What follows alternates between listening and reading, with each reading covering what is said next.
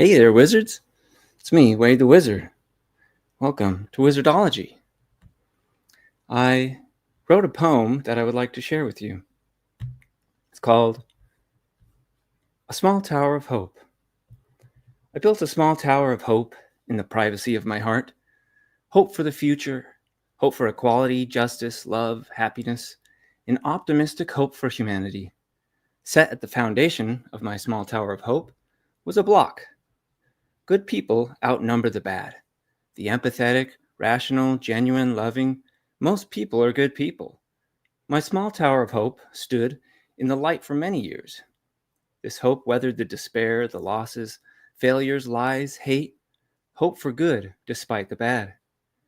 Along came a bad person, angry at my small tower of hope. This man was poisoned with greed. He was jealous, hateful, vain, selfish. Fighting for power, he got what he desired. Smash! Bang! Crash! Boom! The pieces of my small tower of hope, scattered and broken. No hope for the future. No hope for equality, justice, love, happiness. A pessimistic view of humanity. What new foundation might I rebuild my small tower of hope? Bad people overpower the good. They lack empathy, reason, truth, love. A few bad people grabbed control. Could my new small tower of hope be a beacon of light? Hope to overcome the despair, the greed, inequality, hate, bigotry? Yes, good can rise against the bad. My small tower of hope found a new dream to build on. Good people will unite in purpose, motivation, ideas, morality. Together, we will get what is earned: equality, justice, love, and happiness. So I have, all right. So we're going to go ahead and get started. I have the opening hymn. Now, what comes to mind when I say Indian folk metal? Well, if you're thinking Bloodywood, then you'd be right. So I'm going to go ahead and share. Oh, here we are. Dana Dan by Bloodywood.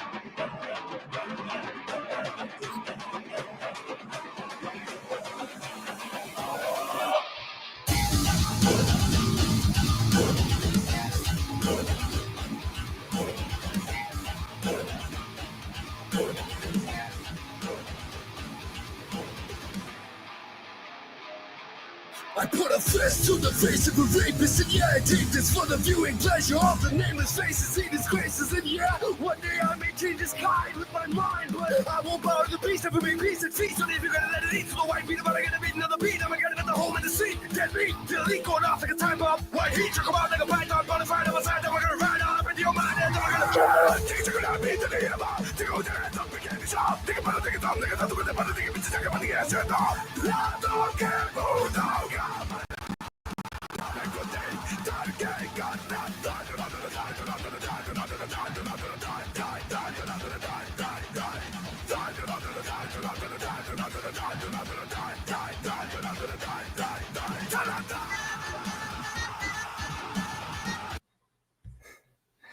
All right, I'm just going to give you that little taste, little teaser. If you like that song and you want to hear the rest of it, then I suggest you follow the link. Check it out. Give it a listen. Oh my goodness. I think I need a little refreshment, a little sacrament. Phoebe. Oh, Phoebe. Oh, hi, Nitro. Nitro's here. Where's Phoebe at? Where's Phoebe? Here she is.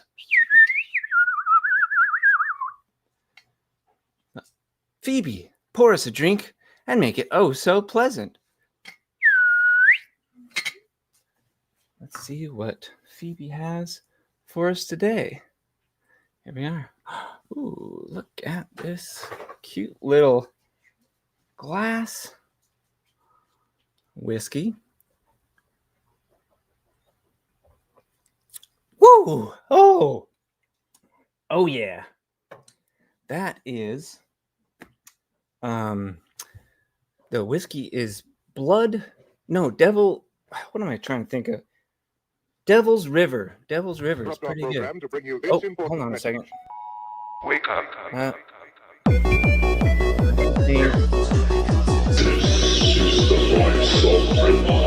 Smile.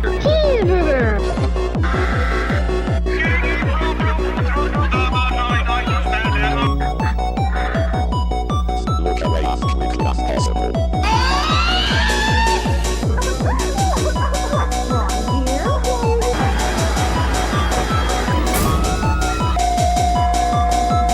Like that. Sexually slick, right? This is not real. Oh, hello? Hi. Oh my goodness, what just happened? It appears I was summoned by some type of strange video. Yeah, what the heck? That was something. Let me, ladies and gentlemen, fellow wizards, I'm just gonna shift that camera a little bit. Look, It's I'm more focus. it's Maliki. I give you a nickname. I don't know if you saw in the description there.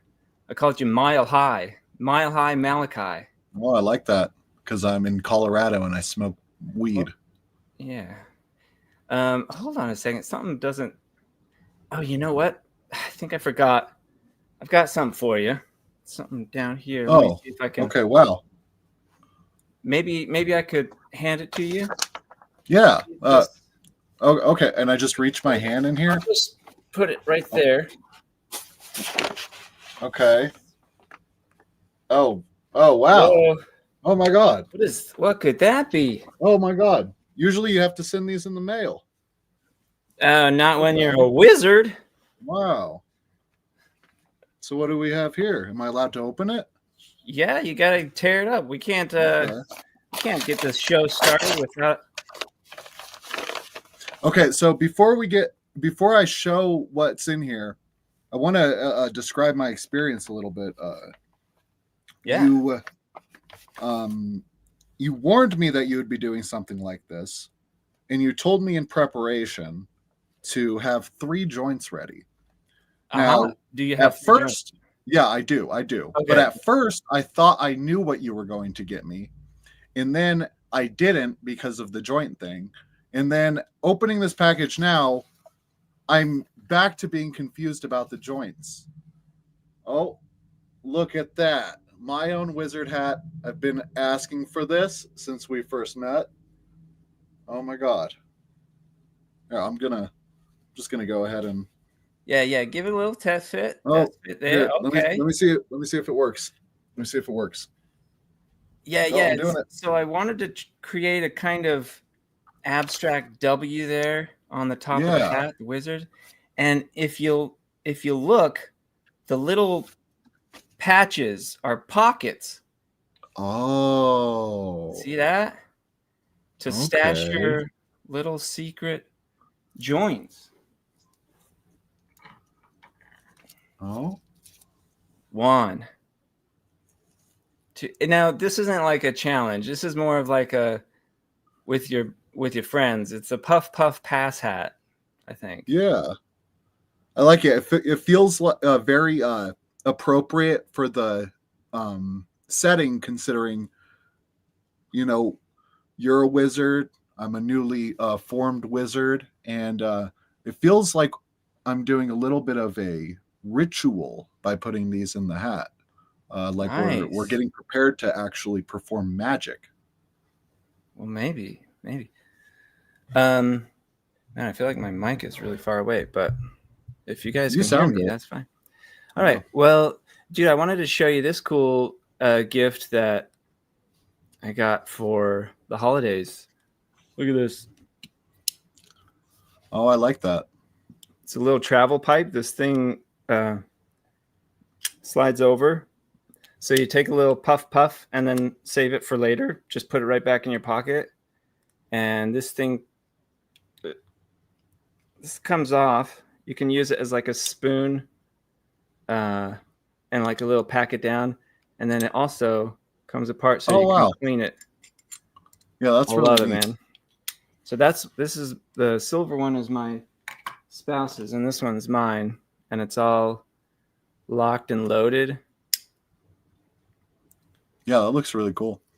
Every time I go to the head shop, I see these brand new devices that people are smoking out of, and I feel a little bit of FOMO, but at the same time, I had a bong for at least 8 months, and I spilt the thing hundreds of times in the course of owning a bong, and I threw it away because I kept spilling it. I don't think I'm responsible enough for things like that. Well, yeah. So let's see what else before we get started. If there's people who are, I guess, so no one's watching now, but I was really hoping for a little bit more viewer engagement, answer some questions and things like that. But here we go. Here, this is better. All right. So, but yeah, those who are interested, I'll go ahead and Maliki's a fellow YouTube content creator. His channel is linked down in the description, but I want to let me switch over to my notes real quick. Yep. Okay, moving right along. I want to talk about the one thing that Jesus hates more than anything. There was one thing. I don't know if you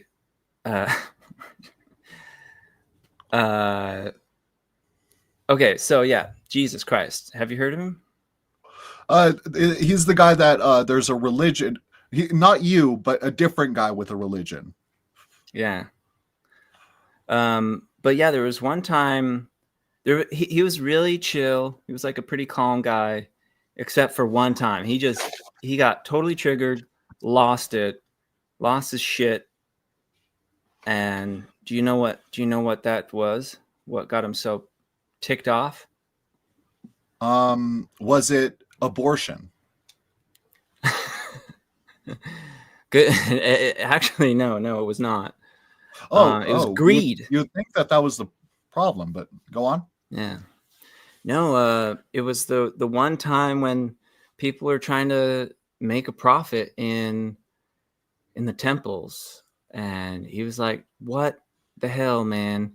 Flipping tables, fucking pissed off." And that's why, as far as like current events we've been talking about, it's been a crazy. It's only been 3 weeks or something. Oh man, but a lot of crazy things. Elon Musk being a full-on Nazi. But I wanted to start our little conversation with the one thing that I thought was the most shocking, or like the most telling. I was, I guess, most surprised about this. And let's see. Okay. Actually, I haven't figured out a good. What is that? Oh, I need a different format. We'll try this. Where's that? Where is this? I'm sure you're familiar with it, but I just wanted to pull this up just as a reminder. Do you know this clip here, Bishop Buddy? I am familiar with this event, but I would still love to see it again. Hi. Yeah. Well, and I mean for our audience who I'm in case you're not up to date on it, but this was on Inauguration Day. So since it was a Sunday, Trump and his family pretended to go to church, and they went to church, but like pretended to be good Christians and all that. Yeah, and they were pretending to listen. Yeah. Yeah, that's right. But so yeah, let's give this a listen and see what I want you to think about, like what might be so controversial, so triggering. Make one final plea, Mr. President. Millions have put their trust in you. And as you told the nation yesterday, you have felt the providential hand of a loving God. In the name of our God, I ask you to have mercy upon the people in our country who are scared now. There are gay, lesbian, and transgender children in Democratic, Republican, and independent families, some who fear for their lives. And the people who pick our crops and clean our office buildings, who labor in poultry farms and meat packing plants, who wash the dishes after we eat in restaurants and work the night shifts in hospitals, they may not be citizens or have the proper documentation, but the vast majority of immigrants are not criminals. They pay taxes and are good neighbors. They are faithful members of our churches and mosques, synagogues, wadara, and temples. I ask you to have mercy, Mr. President, on those in our communities whose children fear that their parents will be taken away, and that you help those who are fleeing war zones and persecution in their own lands to find compassion and welcome here. All right, let me just close that. I feel Yeah, bad. I here we fixed are. my camera after we started. I got it working nicely. No, there we go. Yeah. Right. So Bishop Buddy, she's asking Trump to be merciful, kind, loving, kind of, some might say Christ-like, kind of like Jesus. But yeah, what can you imagine what the controversy might be? Yeah. Right? Yeah. It- I can. But so here's the thing. After that, Trump trash talked her. And it's like, that was a terrible sermon. You owe me an apology. How dare you criticize me? People were calling her a lesbian, which isn't even true. But if it was, it wouldn't matter. And so, like, I guess the reaction that Trump had wasn't too startling, but I had come to find out that so many MAGA people, well, they claim to be Christian, the MAGA Republican, they claim to be Christian, and then they see this and they're clutching their pearls and they're, how dare you, Bishop Buddy. It's crazy to me, man. Yeah, one thing I kept seeing that was pretty predictable, but just as alarming as all the other responses was the calls from even elected government officials to deport her, which is sort of saying the quiet part out loud when it comes to the whole point behind the deportations and their support for them. Man. Oh yeah, man. I lot of craziness happening. I mean, we could really get into the weeds, but yeah, it's pretty crazy. But yeah, I just think about, I guess, to me, something that I'll think about often is just that humans are intelligent, resourceful, and like we have enough to make sure that every human being on this planet is clothed, housed, food, fed, and sheltered. But it's these greedy fucks like Elon, Zuckerberg, Bezos, Trump. Yeah. So one question I wanted to ask you, well, kind of two questions, but what would you do if you had $1 million? That's a funny question for me specifically, not because I've won $1 million before, but because a close friend of mine actually won $1 million while we were friends. Wow. And I saw what having that amount of money given to him at once did to him. And so I believe now my response to having $1 million would probably be much different than before I watched it tear apart someone. I would personally distance myself from it immediately. Maybe not give it away, but put it in a place where I'm not thinking about it. Like, I would probably donate a large portion, and then I would have the rest set off in different like accounts for my daughter or for like emergencies if something were to happen. And then I would probably just live my life normally for the most part. There's a corrupting influence behind money, but not just that. There's a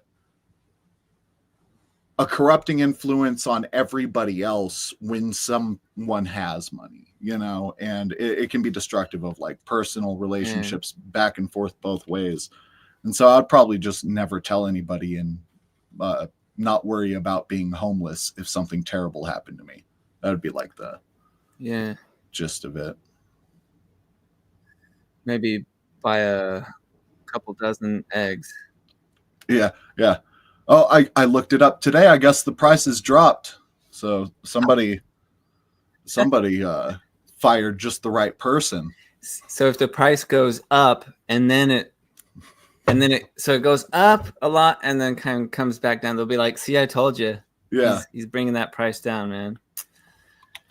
Well, we'll look away while it's expensive, and the second it drops, we look back at it and we say, "It's because of him. It's because of our God Emperor." Huge confirmation bias. If I had $1 million, I mean, I'd pay the house off, basically just personal security, kind of like put enough away that I can live off the investment. And but I was kind of thinking, I was getting caught up in, because like $1 million, you can't really do much today, but I was thinking, if you had as much money as Elon Musk, like, what would you do? You can stew on that for a bit. You're interested to hear what you say, but because I've thought of that before. Like, what would I do if I had just so much money, like donated and charities and stuff? But what I actually realized is I kind of got this idea from Mint Mobile. So Ryan, oh my God, what's that? What's his name? Reynolds. I don't know that I ever would have got that. I just watched Deadpool. Oh, nice. The Wolverine one.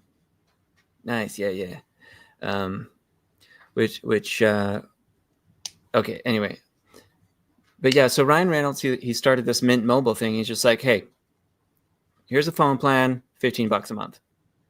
And I just gravitated towards that so much, like no stupid gimmicks, just like, not milk it. And so I thought, if I had as much money as Elon Musk, I would start businesses that people rely on all the time. These like insurance company, automotive, life insurance, home insurance, and it would be not for profit. It would just be like a small flat rate. It'd basically be like a socialized. That reminds me of Mark Cuban's drug company where he sells it for cost plus, but you just take out the plus part. Huh. Yeah. Like, he's just selling drugs for cost. Yeah, but and like start with like insurance, maybe have a streaming service that's just music streaming, all the different, just helping. Because my thought was, if you can kind of reduce that wage, what do they call it, the wealth inequality, kind of that wage gap, and where these working class people, they can afford insurance, they can afford to pay their bills. I maybe like go into some food, some easy, quick meals, and just, I don't know. But if I did that, then, we're shifting that, and then the working class has more wealth to really build on their dreams, and so they can live their lives and with just a peace of mind that they don't have to work so hard for all this money. Yeah, I like that. I think if I had as much money as Elon Musk, the first thing I would do is in mid 2023, I would buy the largest social media company in America. And I would fill it with propaganda for the presidential candidate that I wanted the most and aligned the most with my interests. And then I would use that presidential candidate to appoint me a special leader of a new government agency. And I would create so many new social programs in America that no amount of Republican presidencies would have enough time to get rid of every single social program. I would use it to create the CFPB Plus, where not only is there a Consumer Financial Protection Bureau, but they don't answer to the president. I would have it enshrined in the Constitution that the CFPB is part of the Fifth Amendment. An amendment. The Second Amendment. That's the one they like. Yeah, the Second Amendment. I'd figure some way to attach it to guns, and then. I love that answer. Like, basically, do exactly what Elon did, but you have empathy. Exactly. And you're not. Because his motivation to do that was exactly what anybody with that much power would do, but he's evil. It truly, I had no idea just how to what extent it was, but we might. I do kind of want to jump into some other stuff. Maybe we can come back and explore the idea of greed, but I want to start. So part of Wizardology, when it first started, we were doing it was like a book club for our scripture, and we'd read a book, and I struggle paying attention. I got that kind of ADHD mind. I'll read the same sentence 5 times and then forget even what book I'm reading. But what I really love, what I want to start doing, is a movie of the month club. Although maybe think of a cooler name than that. Maybe some fun acronym. We can kind of ponder on that. But I have movie of the first month movie. Is Mom. Movie of the month, Mom. The Mom Club. The Mom Club. No, I'm just. Don't take any of that. Or like run away from MILF, any suggestion I make. Could be movies I'd like to feature. Yeah. Oh, okay. Yeah. The MILF Club. I love talking. I don't know what, but maybe if anybody watches this, please leave a comment. What should we call the movie of the month club? But I want to maybe we'll jump into. I have a trailer queued up, so we'll watch the trailer and then I can kind of give you my little take on it. But let me. Oh man. Uh-oh.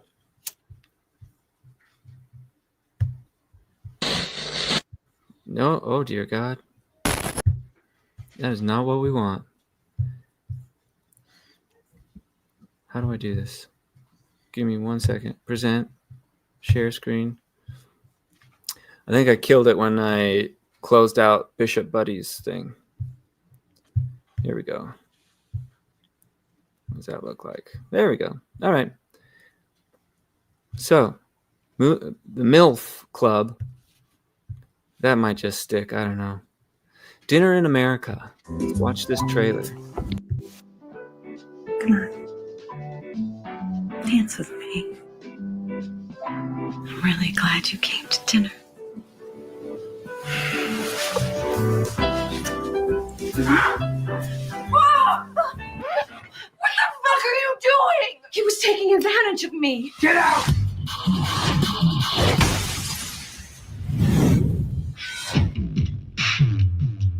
Hey, Mom, can I go see a rock show? What's the group? They're this really cool group. The music is almost educational. I don't like the sound of this militia music. Rock concerts are bad news.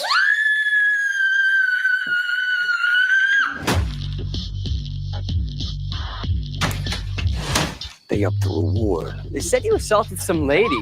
Tried to burn her house down?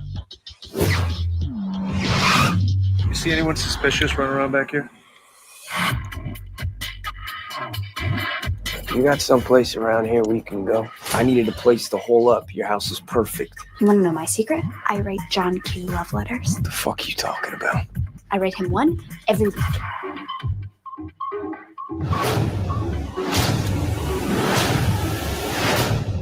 Where's your fucking bathroom? Buckle up! I drive fucking nuts! Microwave it, shove it down. Pressure for you is turning brown. Poison veggies and plastic meat. I want my motherfucking check! Around the table. Come at me, you fucking cocksucker! That makes it bad. Bitter side, bitter in America. Bitter side, bitter in America. Bitter side, bitter in America. You need to take it down a notch, motherfucker! Do you think I'm weird? Oh yeah, no, you're fucking weird. Well, is weird cool? In your case, no. First of all, let me move that. Have you ever even heard of that movie? No, I didn't. I've never heard of that.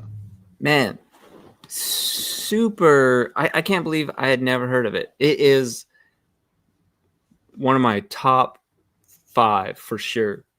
There's a song in that movie that I was crying. I mean, it doesn't take much for me to cry. I'll cry at a cute dog food commercial, but yeah, there's a song, and it was going to be the opening hymn, but then I wanted to save it, and I feel like that song should be experienced within the movie, like in the context of it.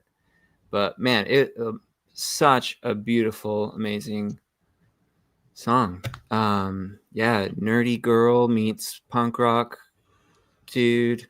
Best love story. We got Valentine's Day coming up. All right, so make sure I can't remember where you stream it, but you got to find it somewhere and give it a watch. Yeah, I think I will watch that. That sounds really good. It had a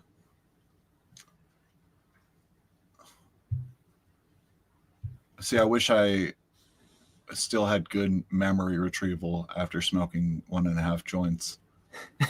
But, it reminds me of several movies that I've seen in the past,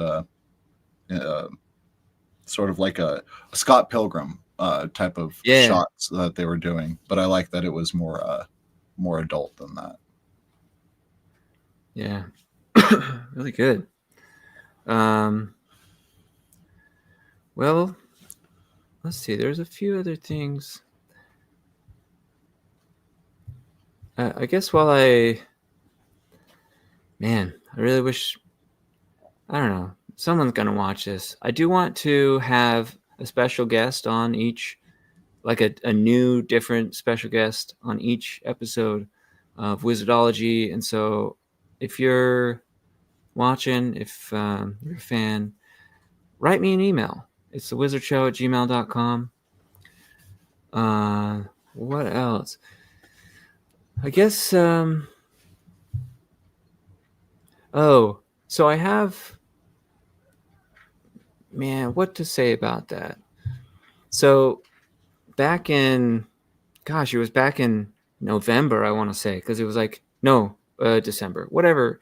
I created this video, the final debate, Kent Hovind versus 12 other people. Did you come across that video? I saw the preview type of thing that you had. Not a preview. It was like a premiere for the future that you have set on your channel. But when I saw that thumbnail and title, I did not recognize it, so I didn't see that on your channel. And no big deal. It was just basically saying. So I created this video that was saying, Kent Hovind all the time. He says, "I'll debate you all, one topic at a time. Come on, I'll take on anybody." And so I created this video. It was just like a compilation, and basically challenged Kent, like, if it's going to be you versus 12 other debaters, I'm going to moderate it, and this will be the final debate. And so I emailed, at least 20 other kind of YouTube evolution debaters, people who have debated him before, and people like Simon Dan, Professor Dave Explains, people that Kent Hovind has said he would debate before. But yeah, I got a few emails back, but I never heard back from Kent. I never heard back from Donnie. I emailed him again. I tried to reach out to Donnie in the comments. But then, I don't know if you know this, Kent Hovind's channel was deleted again. I heard. Yeah. So he's completely MIA. But I don't know if I still want to. I was thinking I might switch it up and still like have the day set, the live stream, but I would just invite any creationist to like debate me. I don't know, just talk about evolution. Yeah. I think that's a good idea. I think honestly, if if a good editor spent the time just going through Kent Hovind's points, they could find a response from every single one of those people and cut a video where it's Kent Hovind debating 12 of these people. But I doubt Kent Hovind would ever do something like that unless they had him at like Jubilee and he was in one of those, those surrounded videos where they have like one liberal and 25 surrounded by. Yeah. I think he would do that just because of the stage production and being able to like switch people quickly, but like being one on one, this man is slippery. As far as like cutting together, there was some video I saw. They did like an AI or like a CGI version of Kent Hovind. I don't know if the script was AI, but man, I bet you could like have AI read all of the scripts of Kent Hovind and just like learn and become. Yeah. Have you seen the before the election? I don't know if it's still up, but there was an AI Biden and Trump things that would debate each other just endlessly. There are lots of like clips of it on YouTube, but they were just like AI Biden and AI Trump just like saying like horrendous insults at each other back and forth, and a lot of it was like user submitted, but just a Hovind bot that perpetually debates people. I think that's a good idea. Man, I don't know if I am it. I think I'm done. Yeah, I think it's ready. I think it's about time that Kent Hovind is left in the past. Man, I was wondering about. There's at least one channel I know of for sure that focuses a lot on Kent Hovind, and that's Atheist Junior. Have you ever seen some of his stuff? No. But yeah, he'll like at least half of his videos on his channel are critiquing or talking about Kent Hovind. But now that Kent Hovind's hopefully finally gone, but also like I'm kind of curious, where did he go? Is he on some kind of weird website now trying to build a following? Who knows? I don't know.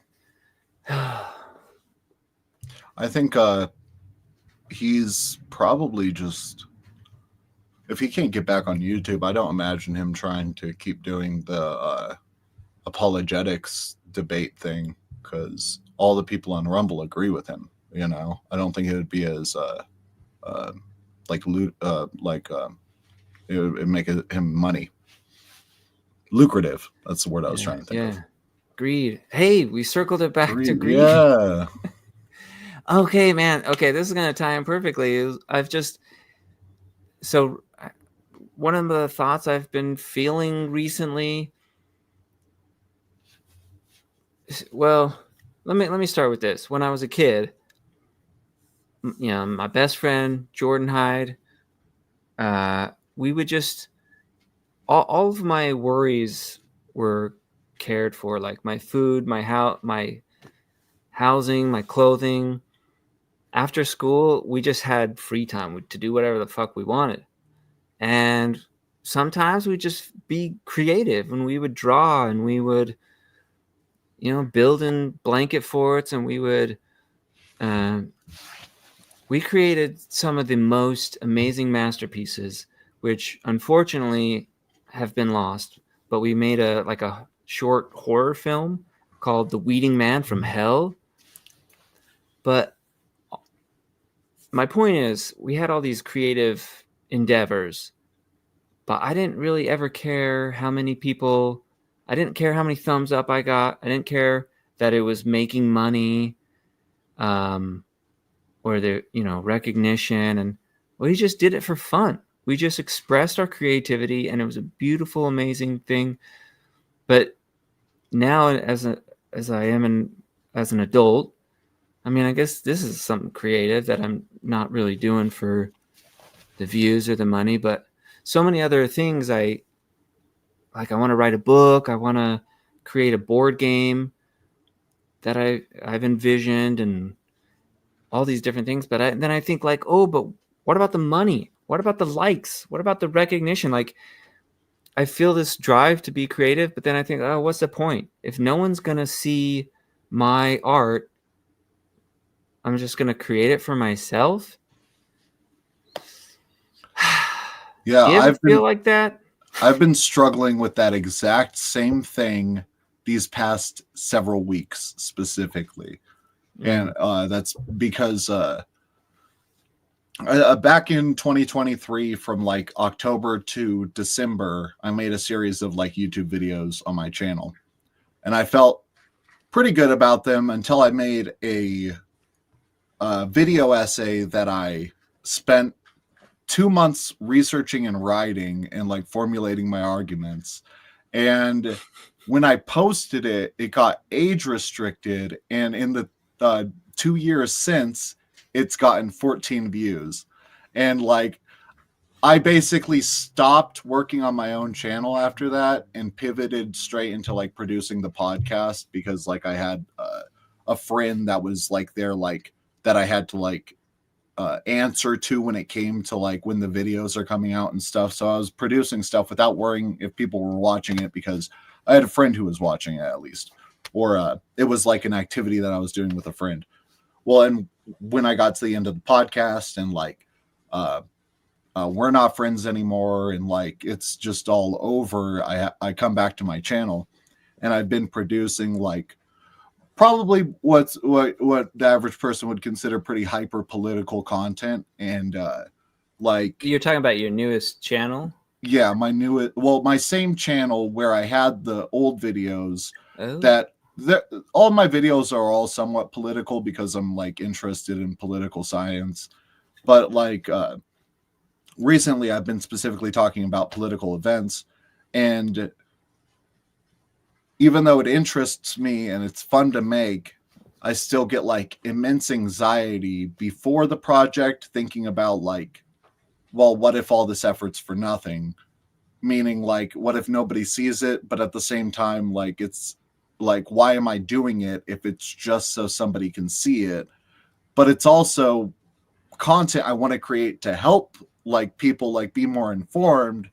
So if nobody's seeing it, it actually does affect whether it's valuable to me. So I've been trying to produce it, but at the same time have like this crushing feeling every time I fucking put up that video, because I'm just like, this is very futile until it isn't, you know, and it could be futile forever.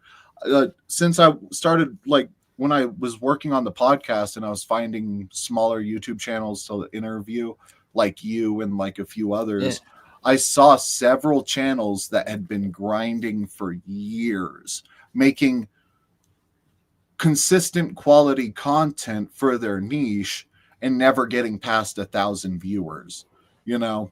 And the only thing that, like, I talked to someone who makes a gaming channel, and that's at about 2,000 subs after 10 years, and his main his other channel, which is a vlog, is at like 1,000 after like 4 years. And basically, like, his response to me when I asked him like how he like can keep that grind going even though there's no reward, like, until there is, he was just like, well, I have to enjoy doing it bit by bit. So I've been trying to at least like make the content I make interesting for me to learn as I'm making it, like sort of shifting a little bit away from like current event politics stuff to like I want to make a Star Wars channel that's specifically like talking about the politics of each like region and group in Star Wars.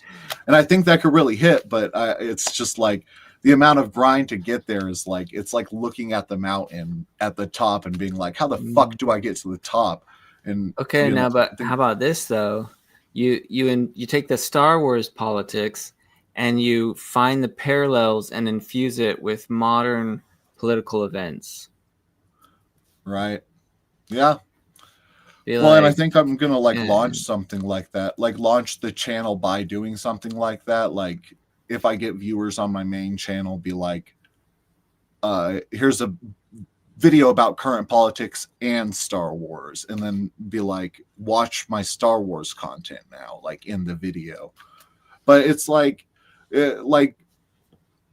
thinking about doing something that far down the line has really like hurt my creative process when it came to earlier stuff. So I really like, I think about it sometimes, but I try not to think about that. I try to just focus on the project.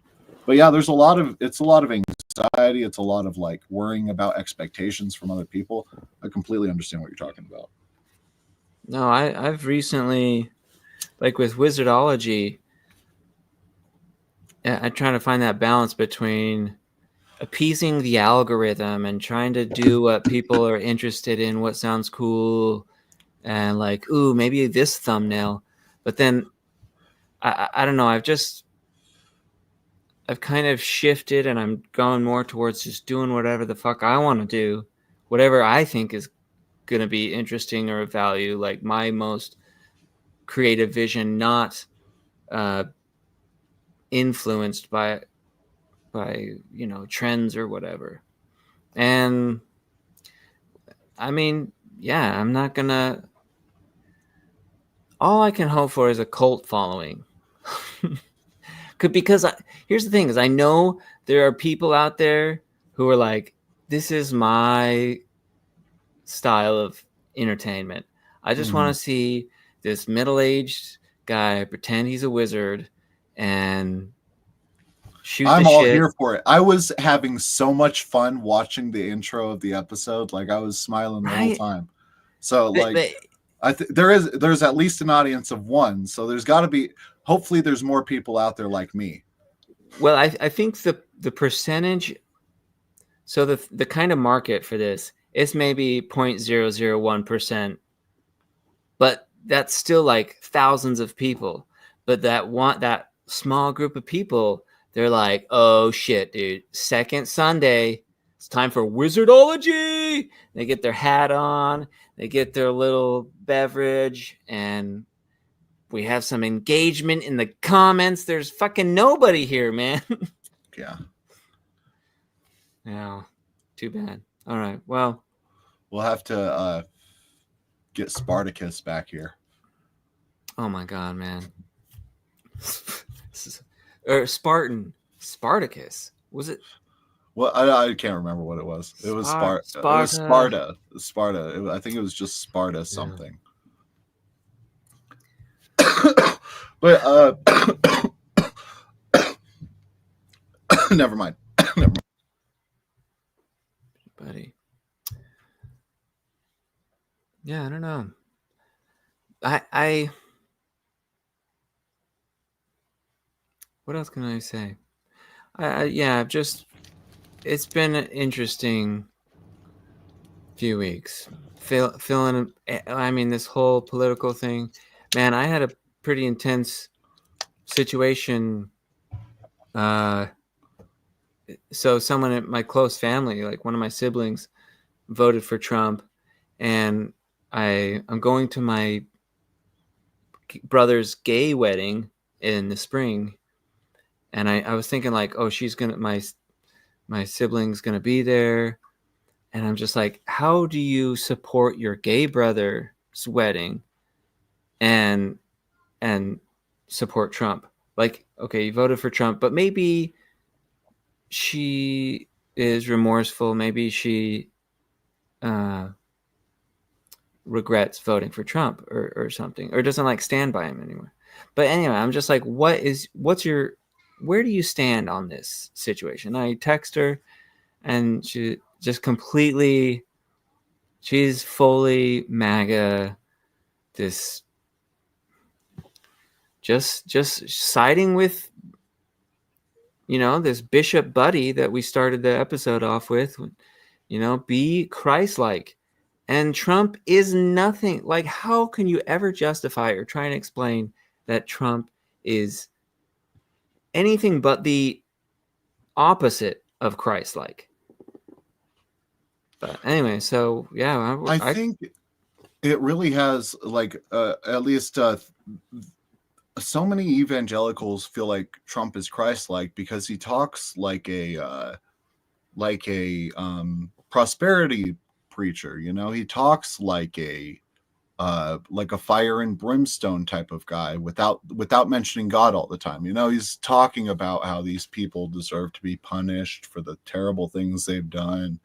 And even I've seen like people compare, because DEI has been used as like a racist thing lately, but someone also compared it to like sin. Like the way they use DEI is like, oh, the reason why this place isn't working is because there's DEI in it. But the same people were saying sin 30 years ago, the same evangelicals in that same thing, in that same community. And I think it's finally been like it's fully transformed from like being the type of Christianity that like many people recognize into being a separate, it's the religious beliefs are all upside down, like from fire and brimstone stuff to prosperity gospel, like saying, oh, if you give the church money, then you'll be rich, like that kind of stuff. I feel like it's just fully like become its own religion. Because there are like lots of black progressive Christian, I think Baptist, is it Baptist? I don't know. They're like extremely progressive in America, like just in general, like always vote Democrat and aren't like anti-gay, like, but yeah, it's just it's people seeing two different pictures and arguing over it, like really. I realized recently after this whole thing with Bishop Buddy that as part of Wizardology and who I am, like I want to be Christ-like. I want to be, even though I'm atheist, but that merciful, kind. The only one thing, okay, maybe this is something we can dive into a little bit, because I was watching. There was some content I was. Anyway, they're talking about like Jesus loves everyone. Oh, it was actually an episode of Queer Eye. Anyway, but like, what would Jesus do? Jesus would love everyone. Love thy neighbor. Love no exceptions. But I'm like, for me personally, the only group that I don't love or I can't tolerate are the people who are hating, the people who are intolerant. Like you asking me to love Elon Musk? Fuck no. He can get, oh my God, man, I would break his nut. I thought, man, how just great it would be to go undercover to like a MAGA rally or some situation where you could like go to like shake the president's hand and just like go for the shake and then just slap him in the face. What are they going to do? Yeah, hypothetically, that would be very, very satisfying. In Wizardology, it makes you wish that love. a few things went differently in the past, like a few little, like maybe if there was a god, maybe if he guided just a specific bullet a tiny bit to the right, or if Luigi Mangione shot a different CEO, we just wouldn't be experiencing any of this. Man. But that's just how it's. We seem to have stepped into a very dark timeline, but I like your poem and I like the idea of, all of the good people being the beacon of hope in this time, Yeah. Yeah. I really, the outcome of the election surprised me quite a bit, honestly, because I thought, and I still do believe that the majority of people are good people. But the few or the minority of bad people took control. They took the power. They had the power. It's just like A Bug's Life, man. If we can't learn anything from A Bug's Life, I don't know what to tell you. Yeah. And people's minds are warped by propaganda right now. Like it's just very extreme and coming at everybody from all directions. And a lot of people who just do their day by day and like just work and stuff, they're not concerned about their neighbors. And it leads to this kind of situation where you think punishing, like you think it's a zero-sum game where you punishing people makes you more well off. So all the things that Trump has been doing, it's good for America purely because he's hurting some specific people. So that means there's a net gain for other people. But it doesn't work like that. And I think a lot of these people, they have convinced themselves they're good people and they are like kind day by day, but they believe just terrible things and terrible options for what could be good things, Like part of my, because so like I have a couple of siblings that are still Mormon. They're still in the church. And then, some of the family who like voted for Trump, which I think those are both two separate cults. You got the cult of Mormonism, cult of Trump. And part of me thinks like, oh, it was just their upbringing. They were just surrounded by it. Because like I grew up Mormon. I didn't know anything better.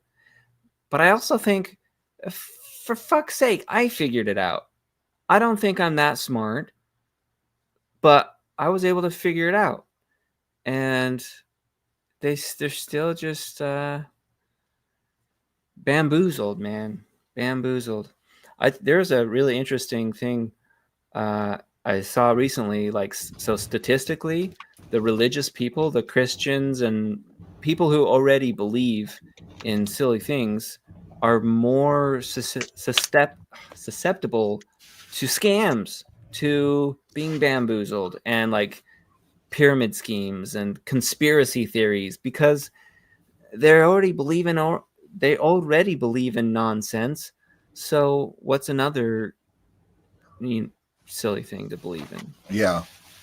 Well, and I feel like it's finally cascading to a point where, like, I was raised in an environment that was like poverty and stuff, and my mom was always been very irresponsible. So when I was a child with her, she was really into what's funny is she was anti-Christian and stuff during this time, but she still believed in magic and stuff and taught us to believe in literal magic and conspiracy theories. Like, I was shown the film. Have you ever heard of the film Zeitgeist?